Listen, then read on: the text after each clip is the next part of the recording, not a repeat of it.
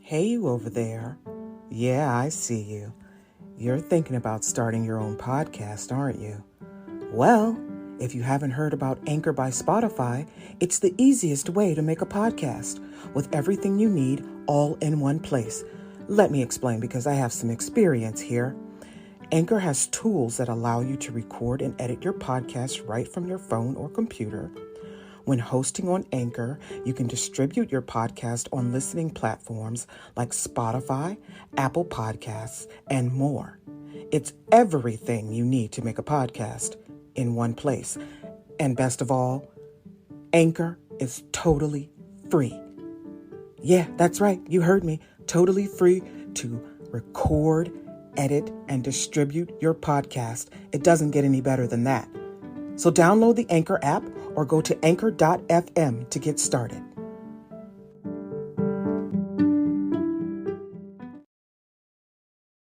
I remember when I lost my mind.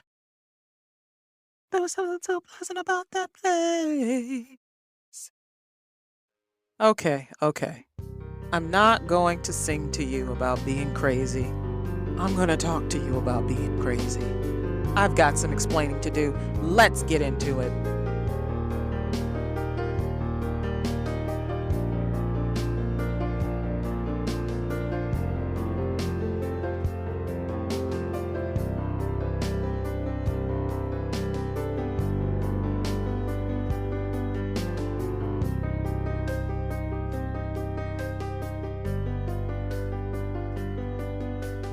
It is Mental Health Awareness Month.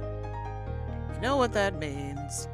People are going to be annoying and posting silly things on their social media like, check on your friends, especially during this month because it's Mental Health Awareness Month. Check on them. Listen, the last thing a person with a mental illness wants is 500 people calling them during the month of May because somebody said it's Mental Health Awareness Month. Hey, have you heard the joke about mental health awareness? There's no resources, just awareness. There's no holding people accountable for the lack of resources, just reminders that people can have psychiatric illnesses.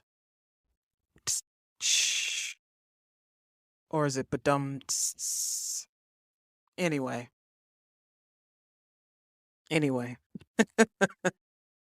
I am feeling today a little bit, I feel good. I feel really good. I recently graduated. I know, you didn't even know I was in school. Actually, not school, but therapy. I recently graduated in therapy. I graduated from, oh, this bitch about to kill herself, to improved, to well, to you only need to come here once a month, Ayana.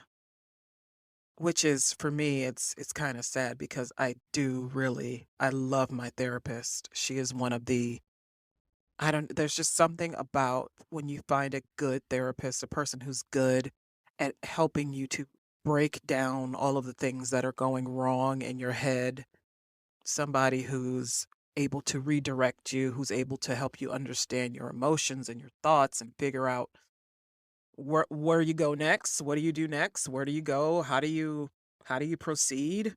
And my therapist has been very good. I started regular therapy for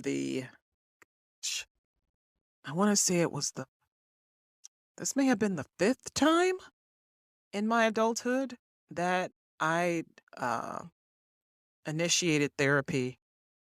I started back when I was 23 or 22, something like that. And it worked pretty well. But, the thing about therapy, like I said, when you get better, you stop going. And I would get better and I would stop going. And then I would get get worse again, and then I would have to go back, or I wouldn't go back at all, because the thing about mental illness is that when it's really severe, you don't reach out for anything. You don't reach out for medicine, you don't reach out for treatment, you don't reach out for therapy because you can't. And and for me in particular, I have PTSD and major depressive disorder and anxiety disorder. When you're in a depressive episode, like depression is it cycles. It's you're depressed, then you're better, then you're depressed, then you're better. But if you have long-term depression, like over some years, over some decades, it's called dysthymia, and it's no longer depression. It's like it's pervasive. It's pervasive depression.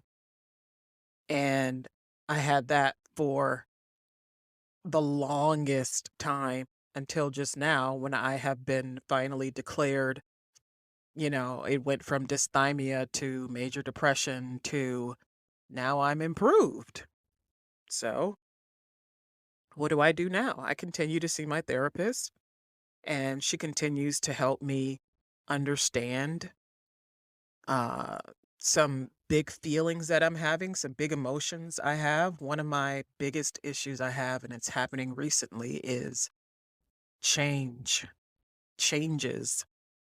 When things change around me, I have a hard time adjusting.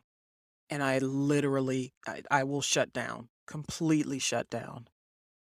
And some things that are happening right now. My children are growing up. My son is graduating from high school and he's going on to college. My daughter is graduating from middle school and she'll be in high school. And the little people that I've had to take care of for so many years are turning into young adults, and they're moving on into different phases of their lives, and the change has it's getting to me. It's getting to me. And having to adjust to circumstances like taking a kid to college or dealing with a young woman who's in high school when I haven't had to deal with that since I myself was in high school. So it's a lot of changes and I'm having a hard time adjusting. And so what I've been doing is just being very quiet, being very to myself, being very still, being very just listening to what's going on and what's happening, and letting my children kind of guide me instead of me um, taking the reins. I'm letting them guide me on their journey, because not that they don't need me anymore, but they don't need me as much as they did. And so I uh I am just letting them show me where they are going to go next. My daughter's going to get a job this summer, and my son is going to be preparing to leave the nest. And listen, it's scary. It's scary for parents when your children grow up. You want them to be independent. You want them to be, you know, mature. You want them to be mature. You need them to be mature, because you can't take care of a child forever. There are other exceptions, obviously, but you don't want to be taking care of your child forever if you can help it. And so you have not the empty nest syndrome, but the what do I do with my time now syndrome? What do I do with myself now? Because for parents, so much of who we are is kind of built around the things that we have to do for our kids, the sports and the school activities and the things that they're doing with friends, and they're taking trips with school and everything. And so we build our schedules around their schedules. And for me as a single mom, my God, I think I've been a single mom. Let's see. My son is 17. I've been a single mom for a long fucking time. Like, my God. Oh, when my kids were younger, when they were babies and when they were toddlers and in elementary school, I had help with them from my family.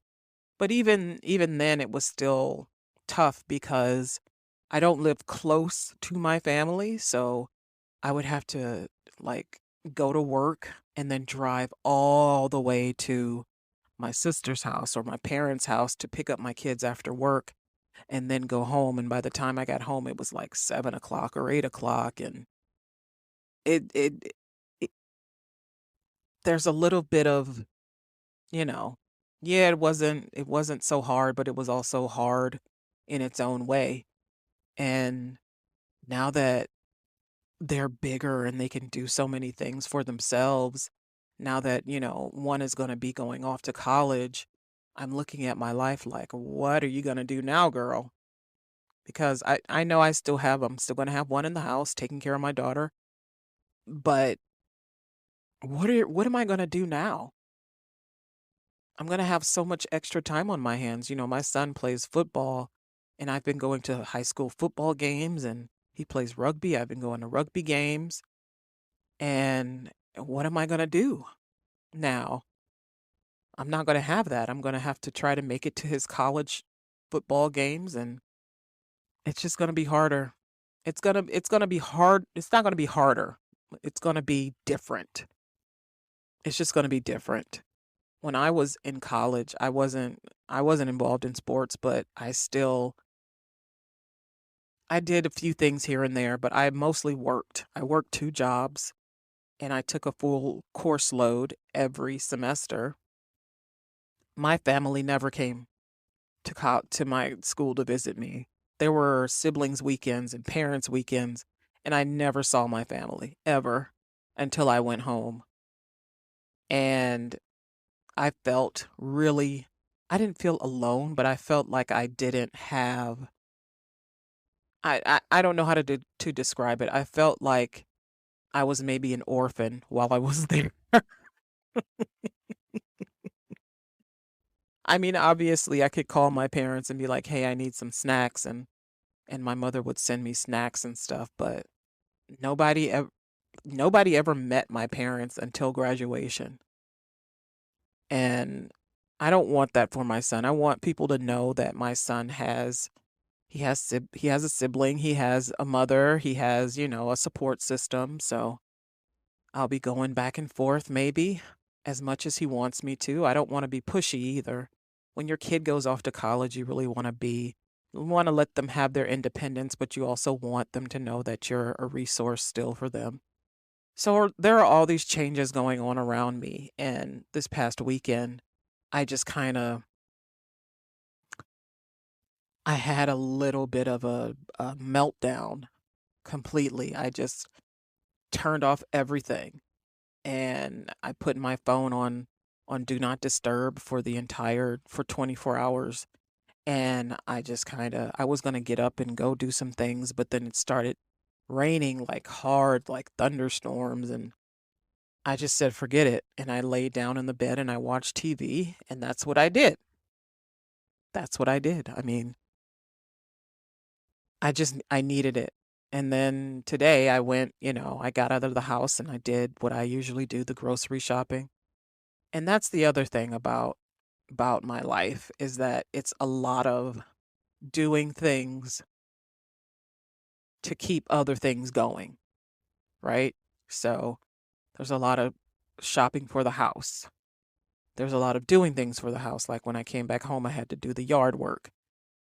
And I know a lot of people say, well, why is your son doing the yard work? He's an I do not trust my son with my power tools, with my machines. I do not. I'm sorry. He knows how to do it. He could do it, but I do not trust. Okay. The moment you let your kids use your things, a lot of parents can vouch for this.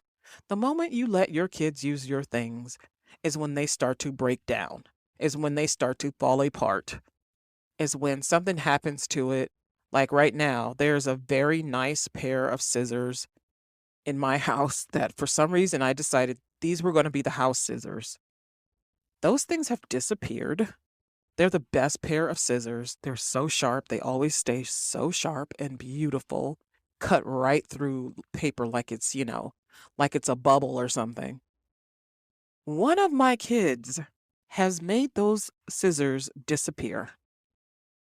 And see, it's the moment you start letting them use your things that they start to break down or they disappear and you don't find them for months and months and months. But so yeah, so I do the yard work and I get it done in an hour. The cleanup adds a little bit of time to it, but I love it. I love it. I love getting the workout. I know my son, he works out every day and I need to do this for myself. I don't know how to explain this to people. So if you don't understand it, then you don't understand it. That's on you. But I need the workout. I need to be out there doing this for myself because I am, another part of having a mental illness is sometimes you don't want to do a fucking thing or you want to do too much. You want to conquer everything. You want to do everything. Or you're impulsive or you're engaging in behavior that doesn't make sense. But for me, having depression and anxiety it really has made me not want to do stuff. And there are so many things that I've missed out on because I just literally could not get myself to it. I either didn't want to be around people, or I didn't want people judging me, or I didn't have the emotional energy to deal with being around people, even at a grocery store. I used to have panic attacks before I went into a grocery store. And so now, having gone through therapy and being properly medicated and getting good sleep and eating healthy and everything, things are a lot better. And I'm able to do more. I want to do more. And so I am doing more. So when I have energy to do things, I do them. And again, when people see me out there pushing the lawnmower and with the garden trimmer, and they ask, well, why isn't your son out here doing this? And I'd say it's because I don't want him to use my machines, which is the truth, but also I need to do this. I need to do this. But you can't say that to people in a way that they would understand it because a lot of people don't get mental illness. And this is the one thing I guess that's good about having a mental health awareness month is that it it makes these things visible, you know? There's such a stigma associated with just even having depression or even being grief stricken. Like grief is a mental disorder. It's a mental illness, grief.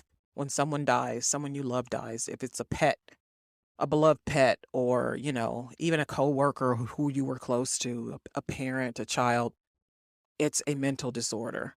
But these months, they make mental illness visible. But then I guess once the month is over, then you're no longer visible or what's what's happening.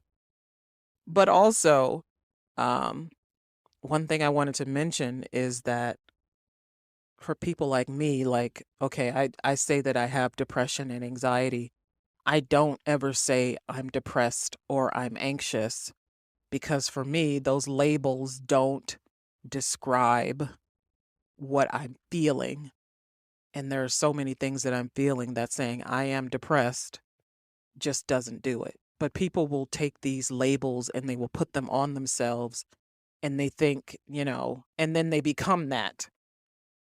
They become the anxious person. I'm a worrier. I'm a neurodivergent. I'm an empath.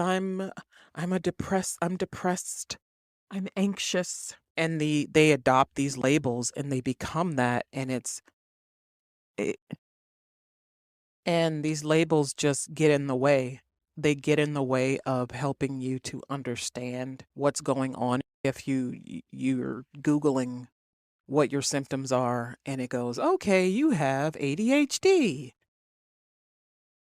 But okay, fine. What do you do after that? You've figured out what's wrong with you. But instead of getting help for it, you just say, oh, I have ADHD or, oh, this is my OCD. That's the one that people love to label themselves as, "Ah, this is my OCD working.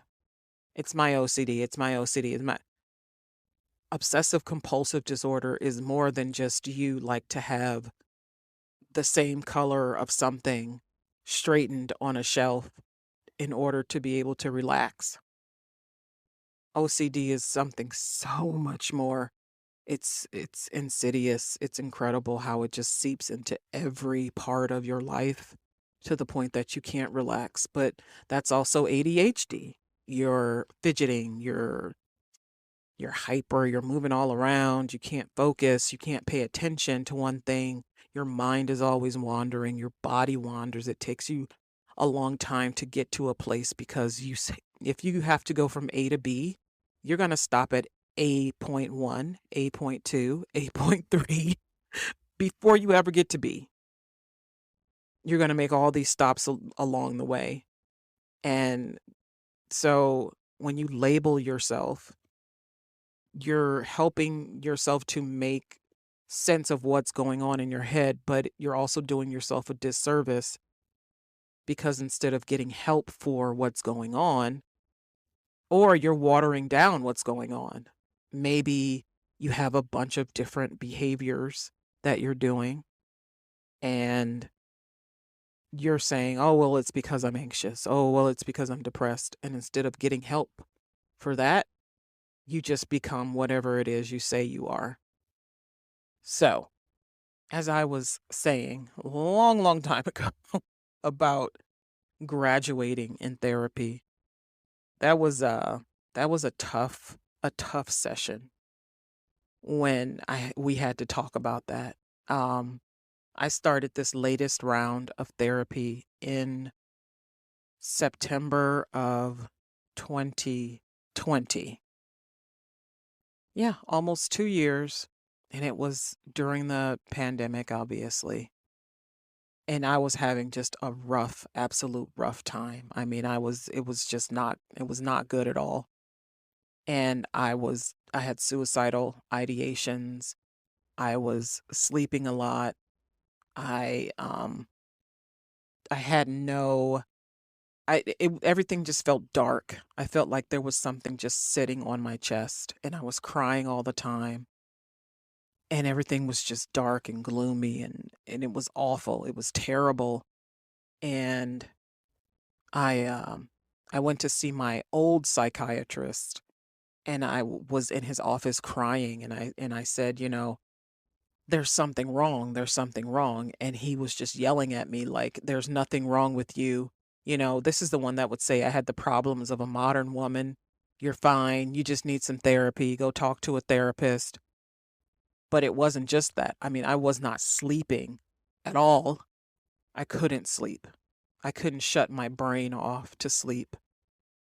And I was explaining this to him, and he would just say, oh, you're fine. You're fine. There's nothing wrong with you. There are people with real problems, Ayana.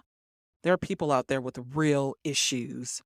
You're not one of them. He was very good at telling me that I wasn't someone who was truly mentally ill because I got up every day and I went to work. And the only problem with me was that I was just unhappy. Okay, well, if you're unhappy with work, get another job. But I didn't know how to describe this to him in a way that helped him understand that I really was not functioning. I was just doing, the rudimentary things, but I wasn't really present. I wasn't present at all. And his wife was the therapist in his office. And I had tried therapy with her twice before that time where he was yelling at me. And I did not connect with her. I didn't connect with her at all. And trying to find a good therapist is like trying to find a good spouse. It's very difficult. You could pick up anybody, and run off and marry them. But are you going to be happy together? That's what choosing a therapist is like. And so I fired my psychiatrist. At that session, I said, I'm not coming back here. I'm literally dying. I'm feeling like I'm dying. I'm feeling like I'm not doing well. And I wasn't doing well. I wasn't doing well at work. I wasn't doing well at home. I wasn't doing well in my friendships. I wasn't doing well in my relationship. And I said, I'm not coming back here. I'm not doing it. And I found a new psychiatrist that day. And I found a new therapist that day. And when I started with my therapist, the first thing she did was, after listening to me, she gave me a book recommendation. She said, I want you to read this book called Codependent No More. And I said, oh shit, I don't want to read no fucking books. But I read some of it, okay? I'm not even gonna shit you. I did not read the whole thing. I read some of it, but then I also listened to some of it because it's on audiobooks. Hey, it's on Audible. But I also listened to YouTube videos and I read some different works on codependency and how it leads to depression and anxiety. And I was like, wow, are you fucking kidding me? This is me. This is me. And I did a whole episode on codependency. So if you guys go back in the archives, I did an entire episode on codependency and how that ties in with narcissistic personality disorder. So I'm not going to rehash that here, but her telling me about that unlocked so much for me. It unlocked so much knowledge for me, so much of me trying to understand for years, not just that I was a child of trauma and an adult who had suffered multiple traumas, but that I was someone who was being made to feel like I had to be responsible for other people's shit. Like people would come and lay shit on me and you got to figure this out. You got to help me sort this out. You have to help me with this. You have to do this. You have to do that. And I was being pulled in so many different directions. And if I didn't comply, if I didn't contort myself to fit into these boxes, if I didn't make myself look and act and think like how people wanted me to look and act and think like that, I would feel an emptiness, a sadness, you know. There's a lot of guilt that comes with that too, because you feel like you can't fulfill people's needs. You feel like you failed people. You know, there are times when I felt like I've completely failed my children, and my children are, you know, healthy, strong, intelligent, and they're, you know, they're fine. But I know because of my depression that there were a lot of things that I missed with them. And I feel a lot of guilt. There's a lot of guilt that comes with that. But the thing about guilt is that you'll feel guilty and then you'll use that as an excuse to lampoon yourself, right? You'll use it as an excuse to hurt yourself. Oh, well, I'm a bad person and I've done bad things. I didn't show up for this and I didn't do this. So I'm going to hurt myself because this is what I deserve. You put this weight on you and then you use it against yourself. It's like you're torturing yourself. You torture yourself because you feel like you didn't do something right. But if you're like me, you couldn't have done everything right, and you can't do everything right anyway. But to use the guilt that you feel to hurt yourself or even hurt other people, because you know, the guilt, that's how guilt works. You'll use it against someone or you'll use it against yourself. So my therapist, you know, telling me about codependency and me studying it and really trying to understand now. It doesn't mean that right away I got it, I picked up on it, and I was cured. No. I mean, I really fought. I fought her on this so much because the way I grew up in my family traditions, in my Islamic traditions, in my community, there are certain people who you show, you know, reverence to no matter what. And for me, those same people are people who hurt me as well as helped me. So I felt like I couldn't go against them. And as a Muslim woman, I love my religion. Love it, love it, love it. There were also these things, these roles, these traditions, these ideals that I felt that I had to conform to in order to be accepted, but not accepted by God, accepted by people. I thought, but you think that if you conform to what people's ideas of what your religious mind should be, that if they're okay with it, then it means God is okay with it because they're more religious than you or they're better at it than you. So if they are doing it better than you and if they approve of how you're doing it, then you're good, right? And so there were so many times when I would just seek the approval of other people all the time because that's how I was raised to believe that everyone else's opinion, especially if they're, in a position of power or a position of authority over me, their opinion mattered so much, so much, everything, about everything, the food that I ate, the clothes that I wore, the car that I drove, the house that I lived in, the men that I was with, how I raised my kids. Every opinion mattered to me and I would seek it. And this was driving me crazy, you know? Does that make you crazy? That's the crazy. And if you have if you're, when you're Muslim, all of your friends are Muslim too. So we're all just putting this pressure on each other to be good Muslims all the time. Do this, do that. Don't do this, don't do that. And it could just drive you could be driven completely insane by this. But it's that codependency that you're involved in, that you're wrapped up in, to the point that you can't see that you're living to please people or you're trying to control people. That's the other aspect of codependency. You're trying to control people to either make yourself feel good or to have, some kind of stability in your life. You think that you have to control people and control circumstances in order to have stability in your life. That's how you feel good about life, is when you have control over things. So I fought my therapist for the longest time on this because I'm like, no, this is the way my life is supposed to be.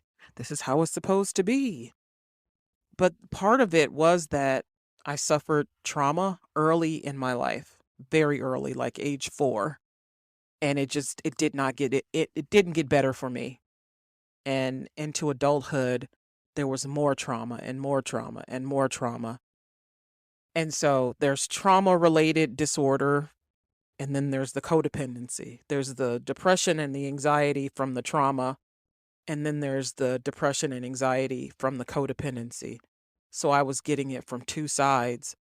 And codependency is easier to unlearn and deal with than controlling depression and anxiety and post-traumatic stress disorder, the symptoms of those things. It's been a really tough, long journey. But one of the things that helped me so much was to get rid of the voices in my ears, get rid of just people putting their opinions on me, laying their shit at my door, waking me, like Mary J. Blige said, no more waking me up in the morning with your disturbing phone calls. Leave me alone, go ahead.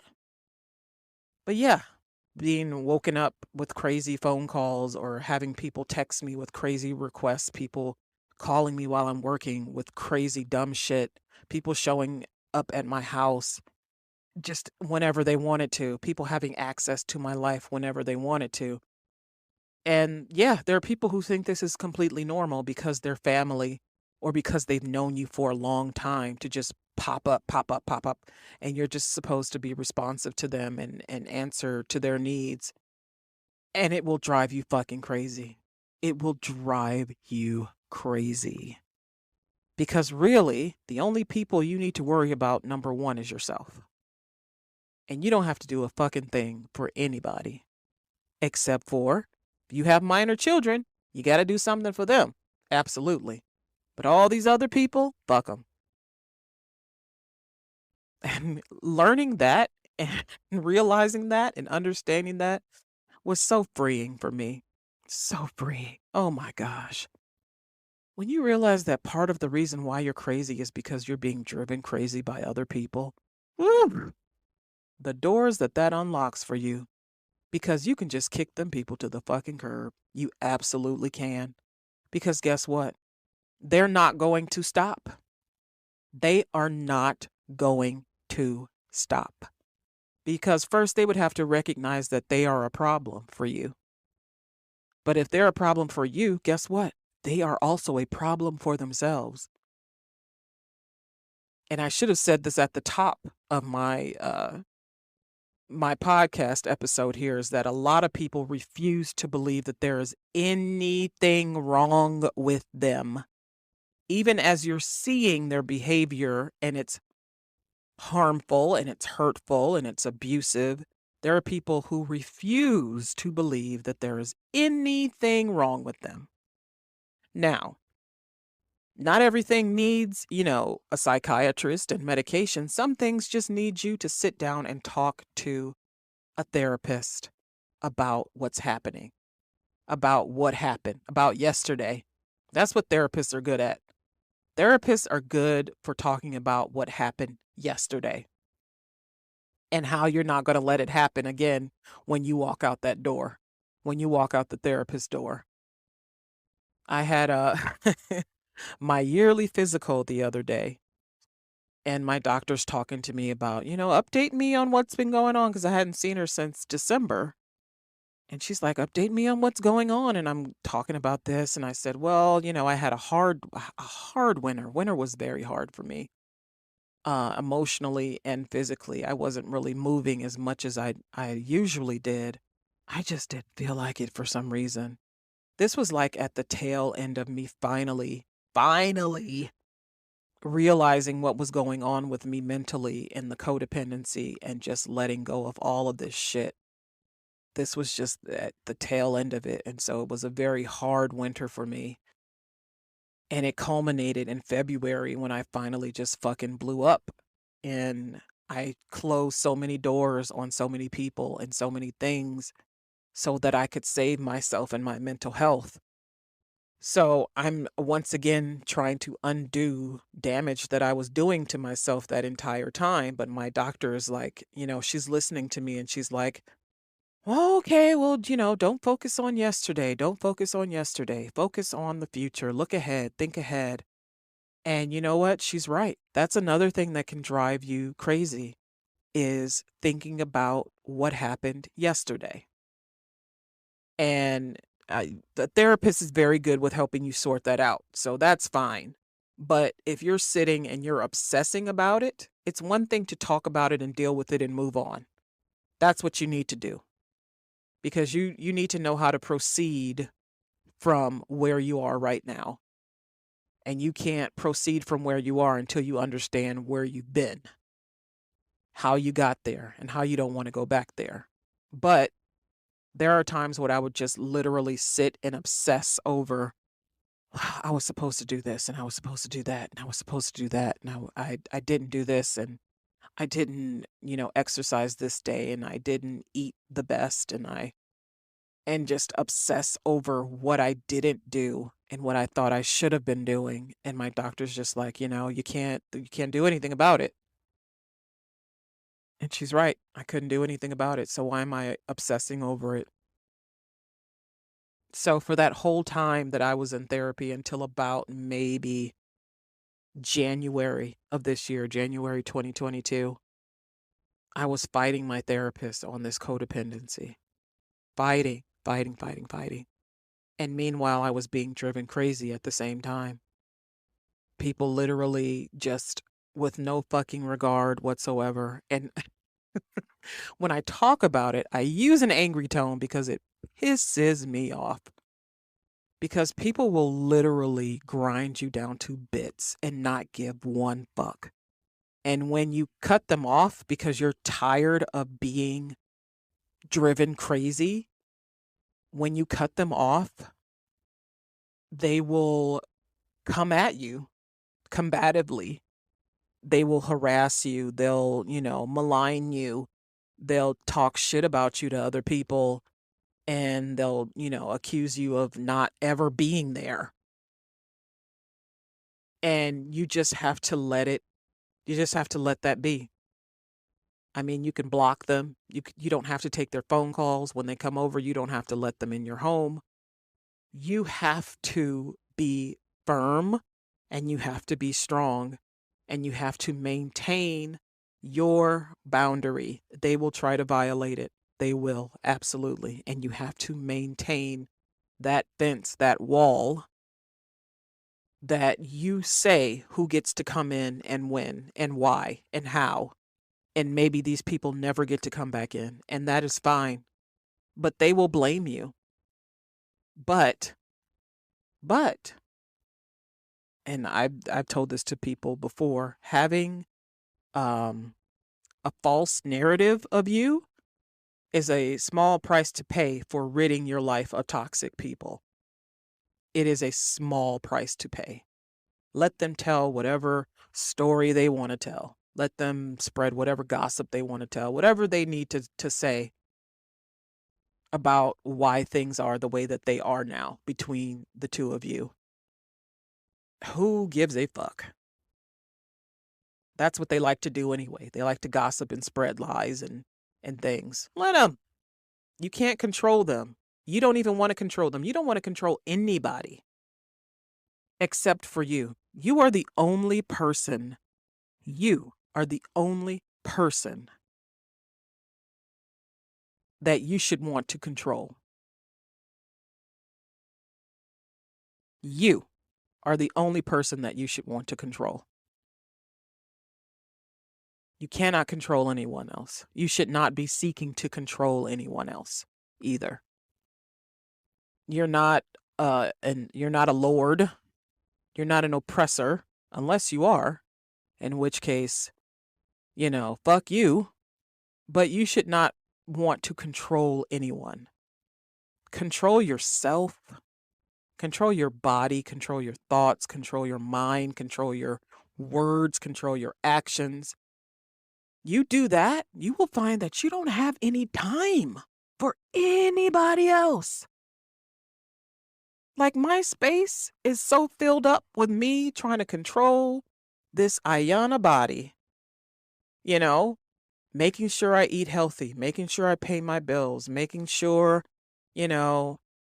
I'm clean and I smell good, making sure that I have enough, making sure the oil in my car is changed, making sure I wash clothes and go to my appointments and take my routine medications, making sure I am happy with myself,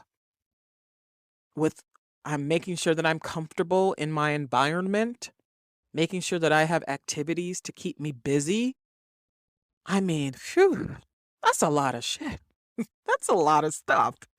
How are you going to do that for yourself and like 6, 7, 8 other people? You can't do it. You cannot do it. You cannot do it. If you're trying to, then you're allowing yourself to be driven crazy. If you're trying to, it is because you are codependent. You are codependent. Codependency leads to anxiety and depression. Period. Now, there's anxiety and depression outside of that, absolutely. But codependency in itself can cause depression and anxiety. The wonderful thing about depression and anxiety is that they can be controlled with medication, but they can also be controlled with therapy. And outside of that, there's nothing outside of that. You need it. You need it. You absolutely need it. It's like codependency should have a 12-step program. Like the woman who wrote Codependent No More, the book, did so in a setting of being the child of an alcoholic. And the advice was for family members, especially children of dependent of substance abusers, of alcoholics too. Yeah, because children of alcoholics and drug abusers, they become the parents, so to speak, because you have to take care of your parent when they're passed out, when they're high, and then you have to take care of yourself because they can't take care of you. You have to make your own breakfast, your own dinner. You have to help yourself with your homework. And so when you get older, you don't grow out of that habits. You don't grow out of those habits. And especially if you're dealing with a parent who has a lifelong addiction to alcohol and drugs, you're probably still going to be taking care of them. You're probably still going to be dealing with their abusive behaviors towards you.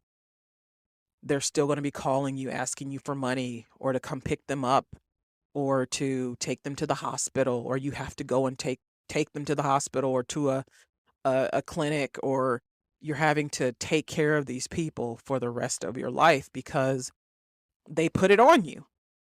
They put that shit on you. And then you feel guilty. Oh, but it's my mom. I have to take care of my mom. I have to take care of my dad. I have to take care of my grandpa or my uncle. This family. It's family.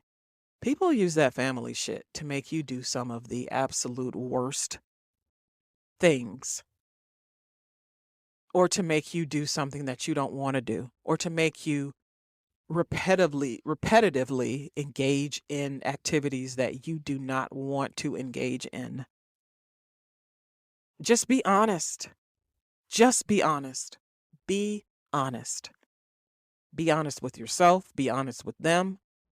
And you know what? Some people will be able to take it. Some people will be like, okay, I understand. I get it. You want to be free of this. But most people will be like, no, I'm your mom. I'm your dad. I'm your sister. I'm your brother. You have to let me in. You have to let me do this to you. You have to let me control you and abuse you. You have to let me into your life, into every aspect of it. How you raise your kids, your relationships, how you spend your money, what you spend your money on. You have to let me in. And I'm here to tell you, if you do this, you will not have a happy life. You won't. You will have an unhappy, unhealthy life. If you want mental health, you want to be mentally healthy, one of the ways you get to be mentally healthy is to cut out of your life people who are not supportive of your efforts to be healthy. People who want you to maintain you're crazy, or who tell you that you're not, there's nothing wrong with you. That's the other thing. People will tell you that there's nothing wrong with you. And you need to look at them and go, how the fuck would you know? And if they go, oh, it's because my neighbor's cousin's sister's friend had what you say you have, and she was crazy. They had to put her in a hospital. That's not you. You're not going to a hospital. But inside, you feel like you want to kill yourself. You're smiling and you're having a good time and you're at the party, but inside, it's just darkness. It's dark. It's echoing in there. It's like a freaking cave in there. And that's what people don't understand. Depression, anxiety, trauma-related disorders, ADHD, bipolar disorder, they all look different for everyone. All of these things look different for everyone. Just like addiction looks different for everyone. It all looks different. And you can't use one person to measure another. You cannot do that. But there will be people who will try to convince you that there's nothing wrong. You're fine. Or, just take a trip. You'll be fine. Or just go get your hair done. You'll be fine. Get your nails done. You'll be fine. Go buy yourself a new outfit. You'll be fine. And there are people who will take, the boxes and the bags that they got their new outfit and their new shoes in. They will take that shit, walk right up to a bridge and jump the fuck over it. Things cannot cure a mental illness. Words cannot cure a mental illness. In fact, for many mental illnesses, there is no cure. There's no cure. They're treatable, but there's no cure.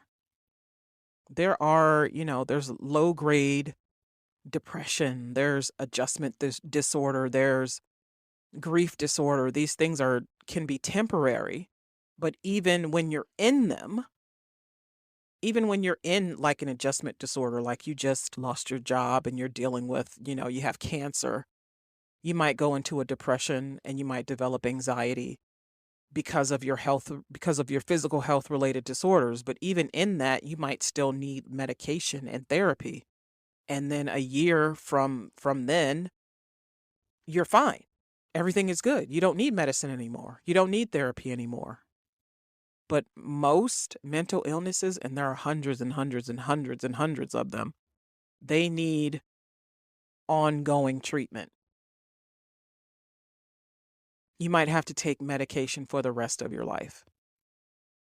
Like that was one of the things that I had to contend with, the notion, the idea that I'm going to be on medication for the rest of my life. Because my depression and anxiety isn't just from the codependency. It's from a lifelong life filled with trauma. One after the other, after the other, after the other. I mean, when I was a kid, I was afraid of everything. Like I had so many irrational fears and irrational thoughts. It was incredible. I used to be afraid to swallow food. I used to be afraid to go to sleep. I was afraid to get on elevators. I was afraid to get on escalators. I loved roller coasters and horror films when I was 6 and 7 years old, because it wasn't that they scared me. It was that I felt nothing when I was watching a horror movie. I didn't feel anything. When I was on a roller coaster, I didn't feel scared. I didn't feel trepidatious. I didn't feel anything. It was fun for me. It was fun for me. But then the little things, I would just be so scared. I had a fear of death. I thought if I went to sleep, I was going to die. I used to do this thing when I had to, in order to feel comfortable in a setting, I would have to count the number of tiles on the floor, or I would have to count the number of bricks in a wall. But I needed to control my environment. I needed to feel comfortable. I couldn't relax. I had constant panic attacks. I used to have diarrhea all the time because my stomach was so in turmoil. And I was just a kid, just a little fucking kid, man. And so that's what I had been dealing with. And I grew out of some of it. I found some ways because I wasn't going to get medication and I wasn't going to get therapy. Not where I grew up at. No. I wasn't going to get any fucking medicine or therapy. So I had to find ways to channel my energy to get it out. And so I joined speech and debate, and I was very good at it. Very, very good. But that's how I would get my feelings out. That's how I would get my feelings out. That's how I would pull myself up out of my depression, even though I still had it.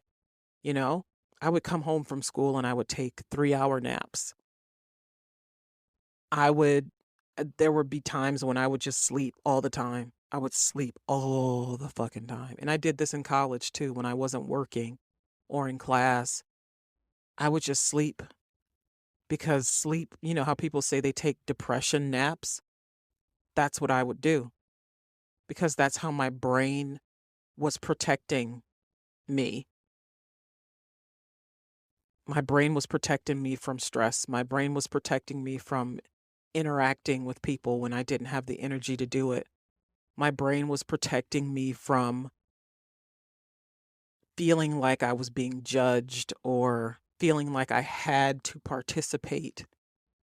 I could just go to sleep and that would be my excuse. Oh, I was so tired. I'm asleep. My brain was protecting me.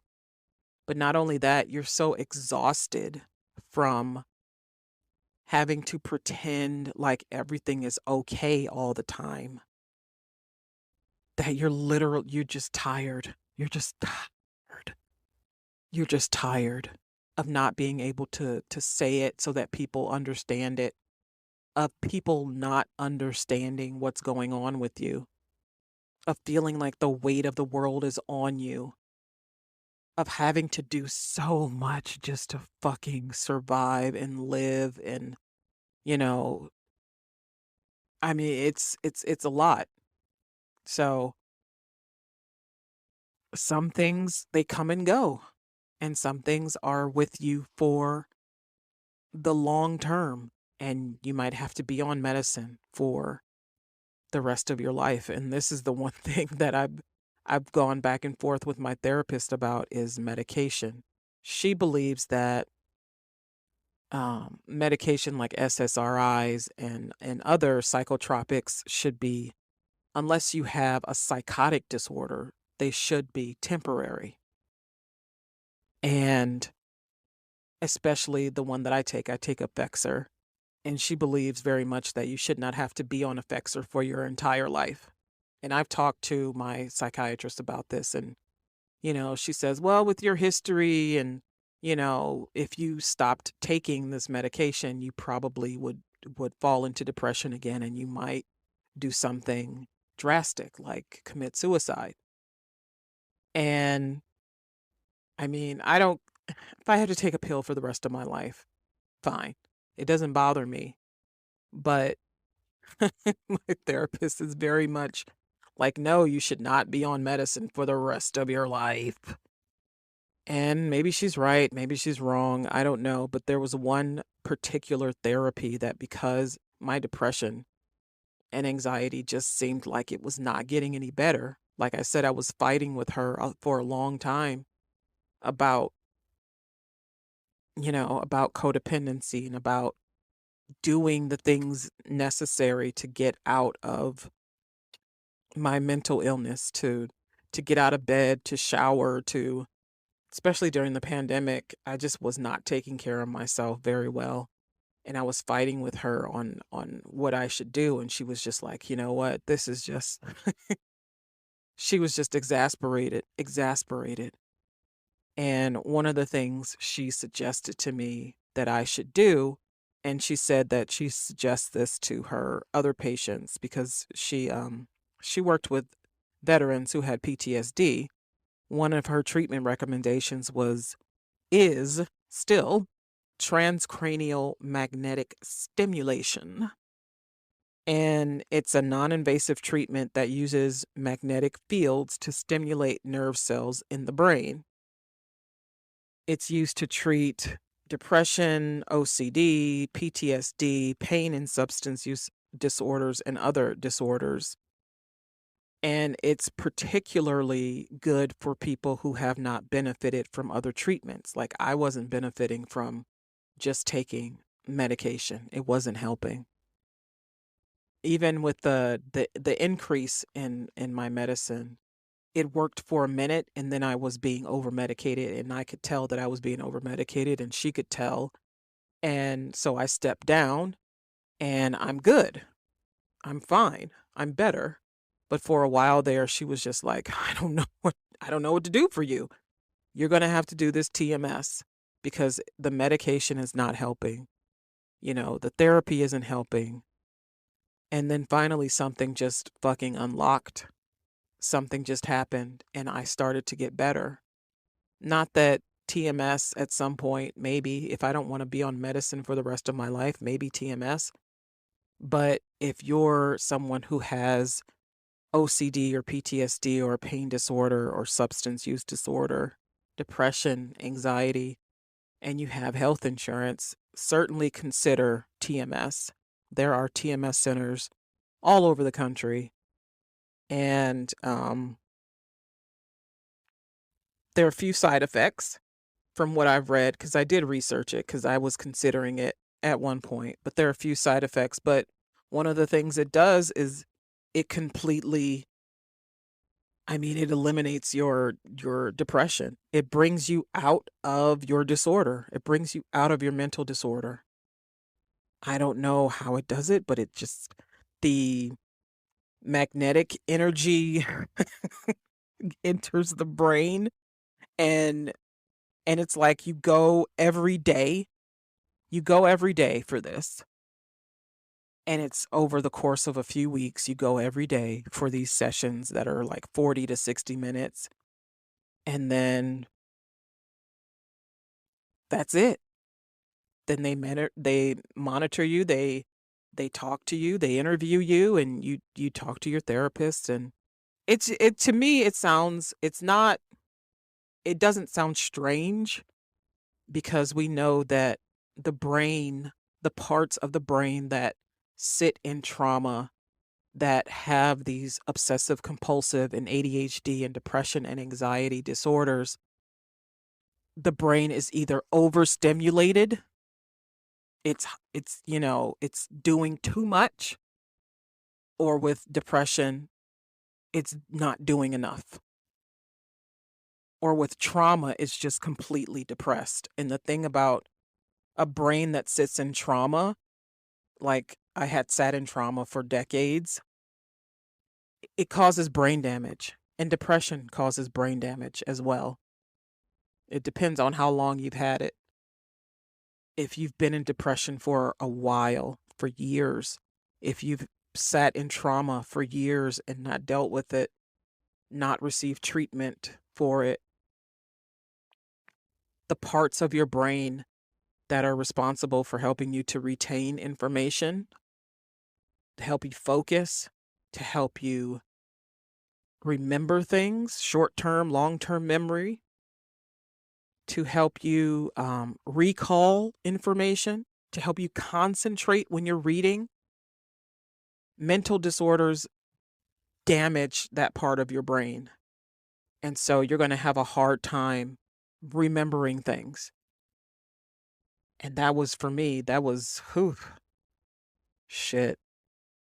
I don't know how I made it through law school, frankly. That was probably one of the worst depression episodes I've had in my life, was when I was in law school. I don't know how I survived it.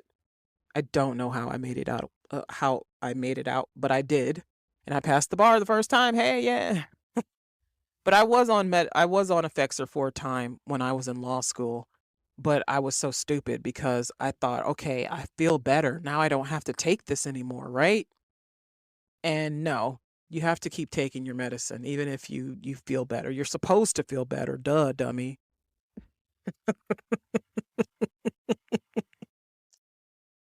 But yeah, you're reading something, you're reading a book, and you just can't, like, this is one of the reasons why I don't read outside of work. I don't read books, rather. It's because I just can't I can't concentrate. I can't focus long enough on 100, 200, 300-page book. I need to be able to digest information very quickly.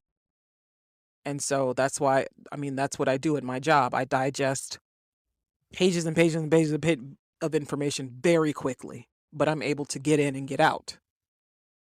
That's why I'm so good at it, because I'm able to analyze so much information in a short amount of time, get in and get out and move on to something else. If I have to sit and digest something and really think about it and concentrate on it hard and focus. And you know how people say, "Oh, I'm in this book and I'm just really loving it." And there's all these characters, and they can talk about the character development and they can remember lines that people have said. Like, have you ever been around people who they can literally, and I used to marvel at this with people, they could, mm, spout off lines from movies, entire scenes from movies. And me, having seen the same movie probably as many times as they did, I didn't remember a fucking thing. I mean, I could remember some little, funny line, but these are people reciting whole lines. Like, people could read a book and they could tell you what happened in the book, and they could watch a movie based on the book and they could be like, that didn't happen in the book. That didn't happen in the book. And I would just be like, huh? My ability to retain information and concentrate that well is not good. It's just not good. And it's because of the depression and it's because of the trauma. Like, I'd only remember certain things, and it's the bad stuff. Like, there could have been all this good stuff happening around me, but I only remember that traumatic thing that happened. That's how blinding it is. It's like you're looking into um someone's very bright headlights. You can't see anything around you. You can only see that light, that blaring, blazing light in your eyes. That's what trauma is like. All you see is that. And you could be at a party and the party is happening around you. If something bad happens to you at that party, that's all you're going to remember.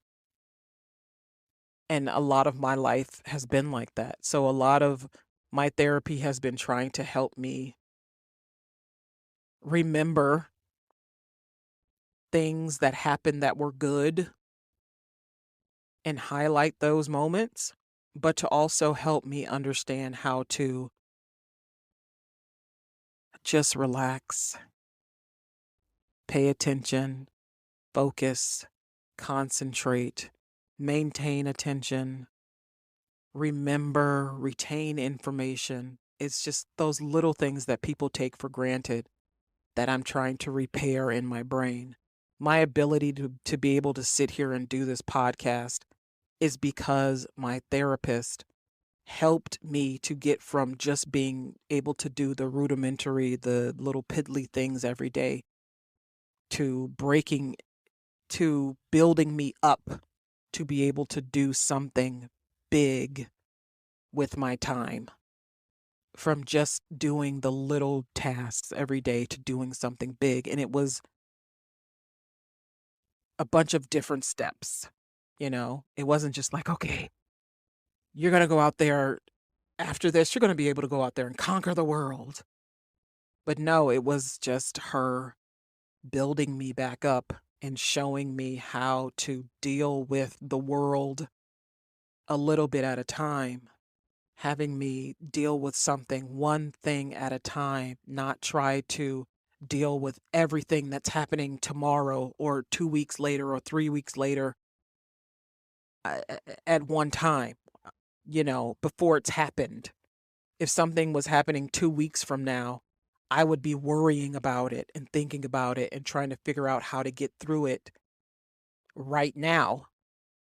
And that was one of the things that I had to learn, was that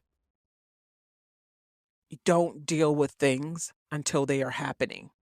You can't prepare yourself for whatever is going to come by worrying about the thing before it has happened. Like, say for instance, then this was my problem for the longest time.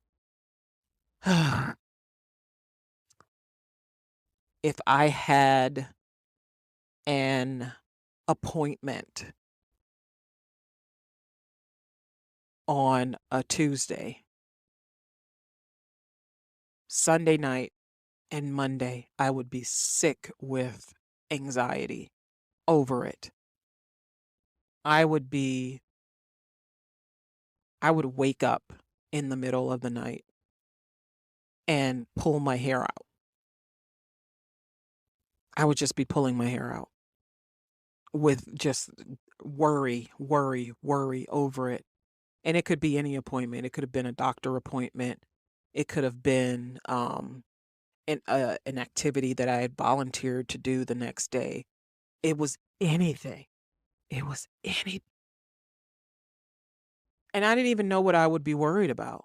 And then afterwards, I would feel so relieved. And it's like, why?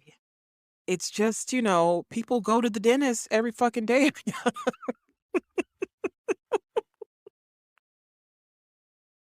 People go, see their doctor every day. What are you doing? People, if you got to go talk to your kid's teacher, people do that all the time. You got to do this, you got to do that. It would just be me completely stressing myself out over this, worrying to the point that I'm pulling my hair out. And I would wake up and there would be piles of my hair on the floor near my bed. And then I would go to my appointment, just my stomach would be in tatters. And then when I got into the appointment, I could sit down and relax. And it's like, what am I doing? I couldn't even do, I couldn't do these things. I couldn't do these things. And so I had to learn how to go from doing little stuff to doing a little bit bigger stuff and then a little bit bigger and then a little bit bigger until finally I could do something big for myself. Just being able to take a trip by myself, just go out of town, do something, go anywhere, do any type of activity. I had to learn how to do that. You're born with a clean slate, completely clean. No good deeds, no bad deeds, no nothing. But you have complete confidence and you have no fear. People strip away your confidence over your childhood and in your adult life too. People strip it away. People teach you what to fear and show you what you have to be afraid of, and what you can trust and what you can't trust. And so the world around you, the people around you become either what you fear or what you trust. And the people around you are the ones who are either helping you to maintain your confidence or they're stripping it from you. And so who I am is someone is a person who has absolutely no confidence, who's just the remainder of a once confident little girl who, at the age of 4, was completely stripped of my dignity and my confidence and my trust, who was not reaffirmed at all by anyone around me, who was just completely abused and mistreated for years and years. And so who I am now is someone who is in recovery. I'm in recovery. I'm the leftover. I'm trying to not go back to that person who was sitting in trauma, who was depressed, who was anxious and pulling her hair out. I haven't done that in a long time. It's been a long time because I don't worry about something that's happening tomorrow. I don't even think about it. I don't think about something that's happening tomorrow.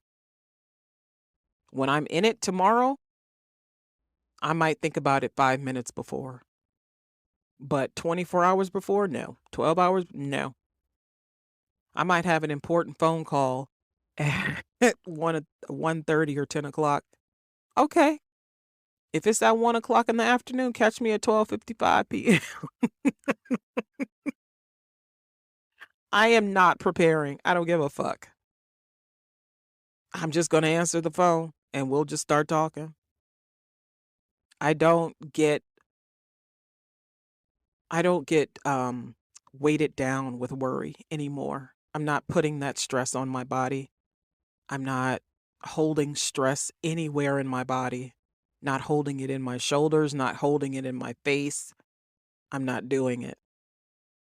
And I felt a little I want to say tiny bit of stress going into this episode because I was trying to write out a script about talking about mental health awareness month, and then I finally sat down. I was like, "Bitch, you are the script."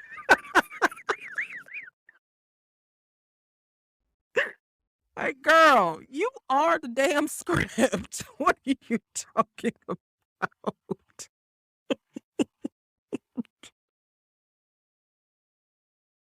But what's funny is that, I didn't get the phone calls of the "How are you? How are you doing?"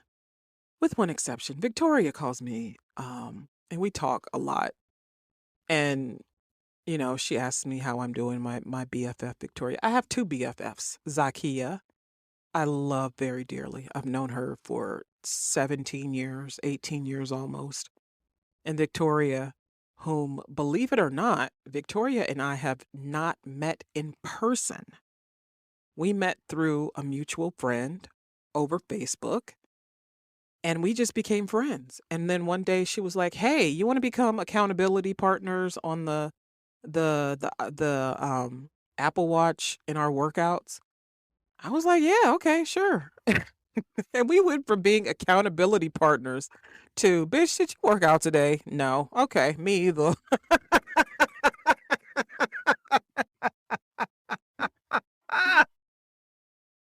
Listen, we used to do competitions. Now it's just like, "Girl, get off your ass and go work out." But I love them. I love them both. I love Zakia so much, so very much. And I love Victoria so very much. These are two people who will call me and check on me and ask me how I'm doing. They won't ask anything from me, not at all. And I'll do the same for them. "Hey, how you doing? How's it going?" They're both moms. "How are the kids doing? How was school for the kids? How was your schedule? Blah blah blah." We don't ask anything from each other. We're just like, "Hey, how you doing? How's it going? How's life? You just want to talk?" And we'll sit and talk for hours and laugh at just dumb shit. But so yeah, it's Mental Health Awareness Month, and I ain't getting out one phone call. Now y'all know my ass needs phone calls checking up on. No, I don't really. Please do not check up on me. I'm not going to answer the phone. I don't need anybody checking up on me because I have graduated to improved. It's so funny. I asked my son if he listened to my podcast months ago, and he was like, "I don't want to hear all of the stuff that went on in your childhood." I'm like, "Damn, yikes. You don't even want to hear the part when I was pregnant with you and all the things that," no, he doesn't want to hear any of that. That's fine. He doesn't need to hear this stuff. I mean, they see me. They know how I am. I don't hide anything from my kids. I hide nothing from them because when you hide it from them, then they don't understand. You have to explain to them what's going on. You have to. They're smart. Kids are smart. They know a lot of fucking things. Shoot. I talked to my daughter. She's 14 years old. That girl knows a lot of stuff about human behavior and about, equality between the sexes and women's rights and equal. It's just incredible. And my son, you can't pull one over on this kid. He's very cool, very laid back. I want to say he's almost aloof, but at the same time, he's calculating. He's making moves for himself. He's making plans for himself. He's always got something going on. But these are the people that I've raised, these humans that I've raised, and I'm glad to say that when I send them out into society, they are going to be, inshallah, a benefit to society. They are not going to be a burden on society. They are not going to be people who are committing crimes and doing dumb shit. No. They're going to be people who are going to be a benefit to society. And that's what you want your kids to be. You want them to be productive members of society. But also, you don't want them to have the same problems that you had growing up. And I don't want my children to have depression and anxiety. I don't want them to have trauma-related disorder. I don't want them to have, any of the kind of things that I dealt with when I was their age, because it was torturous. It was torturous. And nobody should have to go through that. Nobody should have to deal with that. So I've tried to protect them as much as I can from anything that would induce that, even though the pandemic certainly sent, it did cause a bit of depression in my daughter. And I'm still kind of dealing with that. But life is just unpredictable and you have to adjust. And sometimes you can adjust. And so that's that.